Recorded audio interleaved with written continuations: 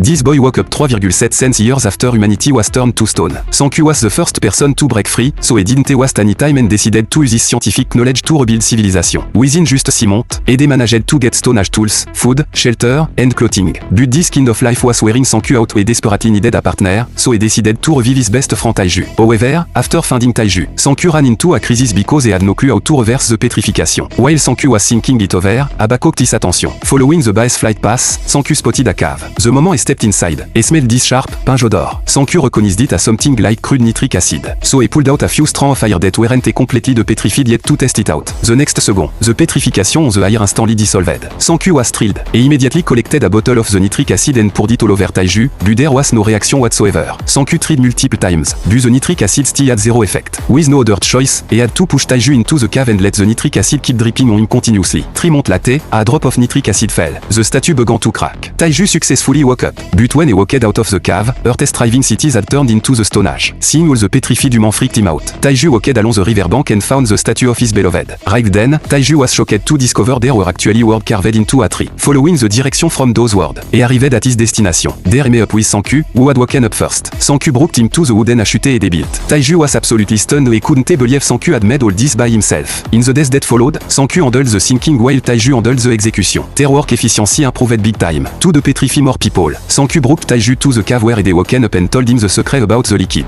This stuff was like a corrosive agent, but because the concentration was too low, it needed long-term dripping. If they had alcohol, it would have a way more dramatic effect on breaking down the statue, because mixing alcohol with nitric acid could create a high concentration industrial corrosive. After hearing this, Taiju said he knew how to make alcohol. He pulled out the grape and he picked and started trying to brew some wine. He stirred the grape juice evenly with a wooden stick, then filtered it through a bamboo strainer, and finally distilled it at high temperature. After working hard all winter long, they finally created the complete version of the petrification formula. They poured it on a swallow. A miracle happened.